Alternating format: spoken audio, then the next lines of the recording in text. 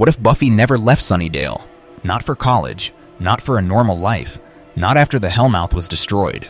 What if, instead of walking away at the end of Buffy the Vampire Slayer, she stayed? Because if New Sunnydale is doing anything in 2026, it's quietly asking us to rethink the most important choice Buffy ever made, and that changes everything. Let's rewind for a second. The original series finale didn't just end a story, it ended an era. Buffy defeats the first evil, the Hellmouth collapses, and for the first time in her life, she's not alone. Slayers exist all over the world now. The burden is shared. And Buffy? She smiles. That smile has been debated for over 20 years. Was it relief, freedom, or uncertainty? Most fans assumed it meant Buffy finally got to leave Sunnydale behind. The town that took everything from her. The place where she died, twice. But New Sunnydale introduces a dangerous idea. What if leaving was the wrong move? Because Sunnydale didn't stay gone. It never does. The Hellmouth is a wound in reality. You don't just close it and walk away. In every version of Sunnydale we've ever seen, destroyed, rebuilt, forgotten, always comes back darker. So here's the first big theory. If Buffy had stayed in the rebuilt Sunnydale, the entire future of the Slayer line would look completely different. And that includes Nova. Let's talk about Nova for a moment. We don't know much yet officially, but every rumor, every casting leak, every early description paints her as something very specific. A Slayer shaped by a world that already knows about Slayers. That's important. Buffy was reactive. Nova might be prepared. But here's the catch. Would Nova even exist if Buffy never left? Because Buffy staying in Sunnydale changes the power structure. In the original ending, Slayers are decentralized. They're everywhere. No single leader, no single mentor, just raw power unleashed across the globe. But if Buffy stays, Sunnydale becomes something else entirely. Not a graveyard, not a cursed town, but a training ground. A nexus, a place where Slayers gather. And suddenly, Buffy isn't just a warrior anymore. She becomes a gatekeeper. Think about it. Buffy is the most experienced Slayer in history. She's faced gods, demons, ancient evils, and apocalypses that nearly ended reality itself. If she stays in Sunnydale, other Slayers would seek her out. For guidance, for answers, for survival. That means Nova wouldn't be some random chosen girl. She would be raised in the shadow of Buffy Summers, and that changes who she is at her core. Now let's push the theory further. If Sunnydale becomes a Slayer hub, the Hellmouth doesn't disappear. It evolves. Because evil adapts. A Hellmouth surrounded by Slayers? That's a challenge. So instead of brute force monsters, you get something worse.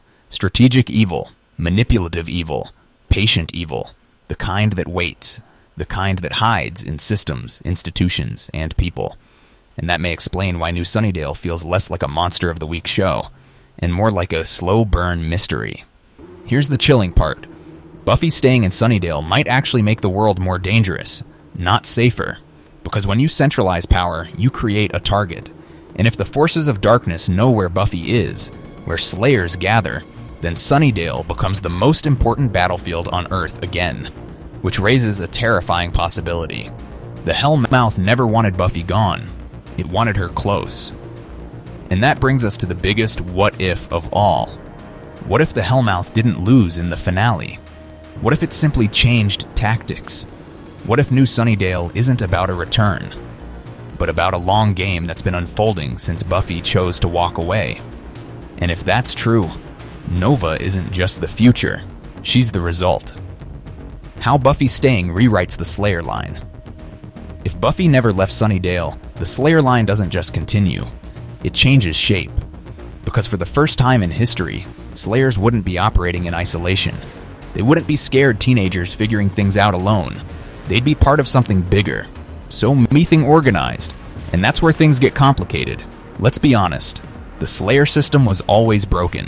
One girl, one destiny, one life consumed. The Watchers claimed it was balance, but really, it was control. Buffy shattered that system in the finale by activating every potential Slayer. Power to the people, but power without structure? That doesn't last.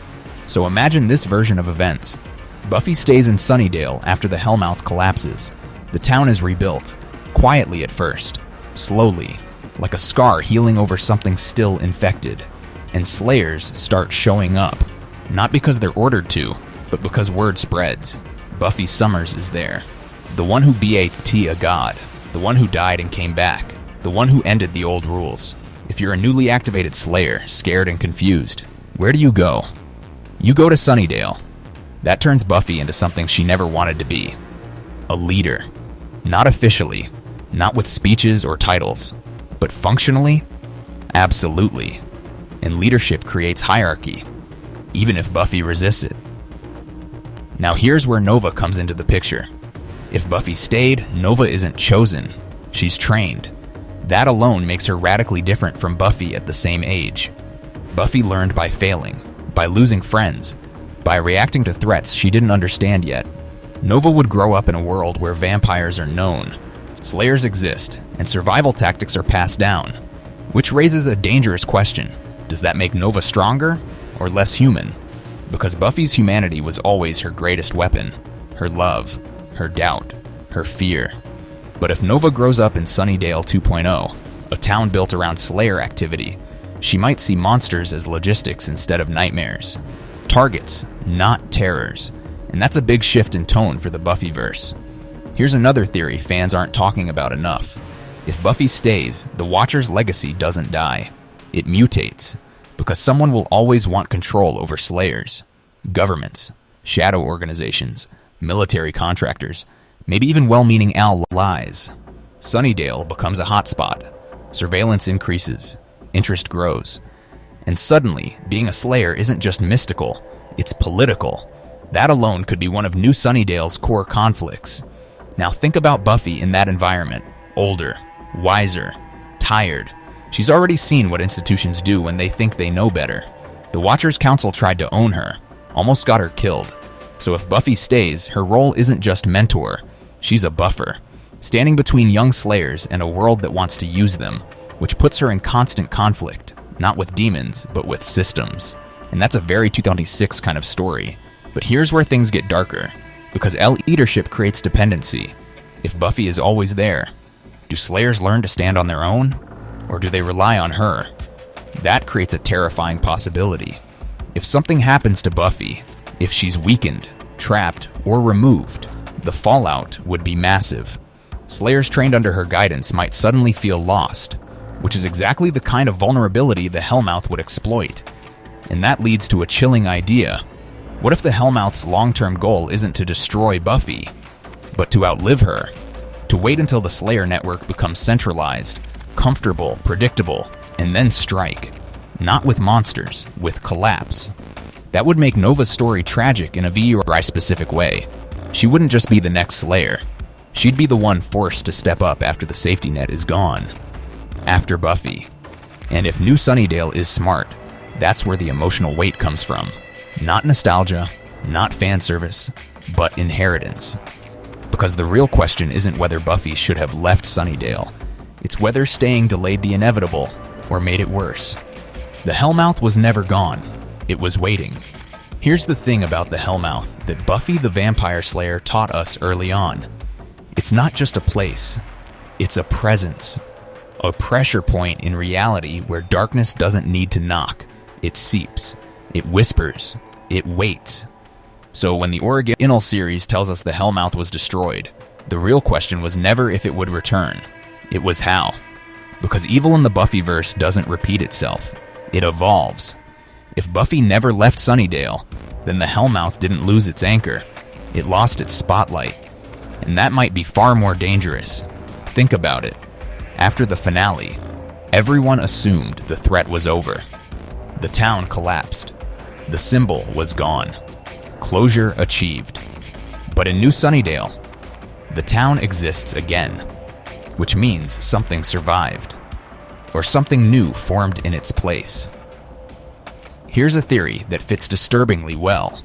The Hellmouth adapted to Buffy. Every big bad before failed because they underestimated her. Raw power didn't work. Ancient prophecies didn't work.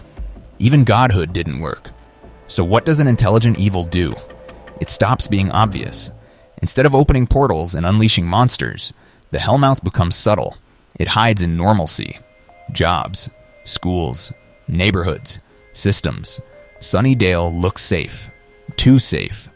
And that's the point. If Buffy stayed, she may have unintentionally helped create that illusion. Her presence keeps surface-level threats in check.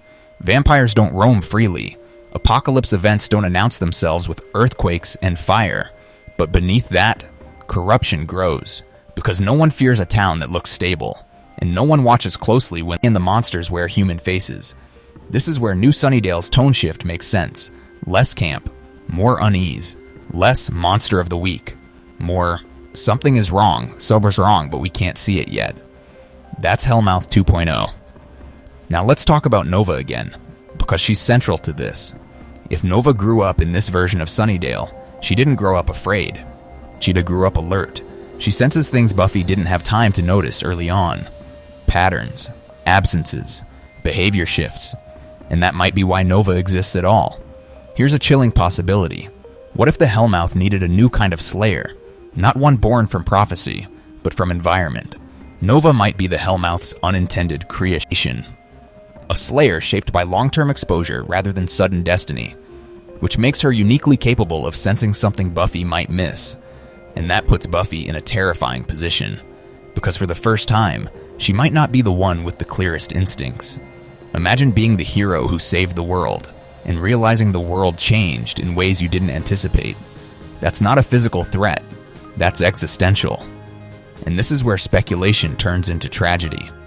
What if Buffy staying in Sunnydale didn't stop the cycle, but prolonged it? What if evil learned patience because of her? Think about the first evil. It couldn't be killed, only delayed. What if New Sunnydale isn't dealing with a new big bad, but the consequences of never fully ending the old ones? That would explain the long gaps, the silence, the unease. Evil isn't gone. It's reorganizing. And if the Hellmouth is waiting, then its endgame isn't destruction. It's inheritance, passing the burden forward. Which brings us to the darkest question yet. What if Buffy staying was never about saving Sunnydale, but about training its replacement? Because if Buffy eventually has to leave, or fall, the Hellmouth doesn't need to win. It just needs someone else to take her place. And Nova? She might already be standing on that line. The legacy problem. Why New Sunnydale changes the ending. F or ever. At the end of the original Buffy the Vampire Slayer, we were given something rare. Hope. Not the loud, explosive kind, but the quiet kind. The kind that comes from choice. Buffy looks ahead, unsure, but free. For the first time, the future isn't written for her. And for years, that ending worked. Until New Sunnydale asked us to look at it again. Because legacy changes meaning with time. And in 2026, legacy isn't about what you defeated. It's about what you left behind. If Buffy never left Sunnydale, then her greatest victory wasn't destroying the Hellmouth. It was staying long enough to change how the world responds to it. But that comes with a cost. Because when you stay, you become part of the system you're trying to protect. And systems don't end cleanly. That's the core tension New Sunnydale seems ready to explore. Buffy as a mentor isn't just fan service, it's a question. Can the hero who broke the rules survive becoming the one who teaches them? Or does every mentor eventually become what they once fought against? Nova exists at the center of that question. She represents the next step, not chosen in secrecy, not thrown into chaos, but shaped by a world that knows about Slayers. That makes her powerful and dangerous, because Nova isn't fighting to escape destiny like Buffy did. She's fighting to define it, and that's a much harder battle. Here's the final what if that changes how we read everything. What if Buffy staying in Sunnydale didn't invalidate the original ending, but completed it? What if freedom was never about leaving, but about choosing to remain? That recontextualizes the finale entirely. Buffy didn't walk away because the fight was over. She walked away because the next phase required a different kind of strength, one she could only gain by coming back later, older, wiser, more aware of the cost. And that's why New Sunnydale matters, not because it brings Buffy back, but because it asks whether the story can move forward without erasing what came before. If the Hellmouth returns, it isn't a reset, it's a reckoning. If Nova rises, she isn't a replacement, she's a continuation. And if Buffy stands beside her, not in front, not behind, then the Slayer legacy finally becomes what it was always meant to be: shared. So maybe the real question isn't, what if Buffy never left Sunnydale? Maybe it's this: what if leaving was only the beginning? And if New Sunnydale gets that right, then the story doesn't undo the past. It honors it. What do you think? Do you believe Buffy should have stayed in Sunnydale all along? Or was leaving the only way the Slayer legacy could survive? And here's the big one. Do you think Nova exists because Buffy walked away, or because she eventually came back? Drop your theory in the comments. I'm genuinely curious, because some of the best Buffy discussions have always come from fans, not official answers. If you enjoyed this kind of deep dive speculation and what-if storytelling, make sure to hit like. It really helps this video reach other Buffy fans who are waiting for New Sunnydale, just like we are. And if you're new here, subscribe for more Buffy the Vampire Slayer theories, lore breakdowns, timeline explanations, and full New Sunnydale speculation as we get closer to the 2026 premiere. This playlist is all about exploring the Buffyverse, past, present, and future. Until next time, the Hellmouth is never really closed. What do you think? Do you believe Buffy should have stayed in Sunnydale all along? Or was leaving the only way the Slayer legacy could survive? And here's the big one. Do you think Nova exists because Buffy walked away, or because she eventually came back? Drop your theory in the comments. I'm genuinely curious because some of the best Buffy discussions have always come from fans, not official answers. If you enjoyed this kind of deep dive speculation and what-if storytelling, make sure to hit like. It really helps this video reach other Buffy fans who are waiting for New Sunnydale just like we are. And if you're new here, subscribe for more Buffy the Vampire Slayer theories, lore breakdowns, timeline explanations, and full New Sunnydale speculation as we get closer to the 2026 premiere. This playlist is all about exploring the Buffyverse, past, present, and future. Until next time, the Hellmouth is never really closed.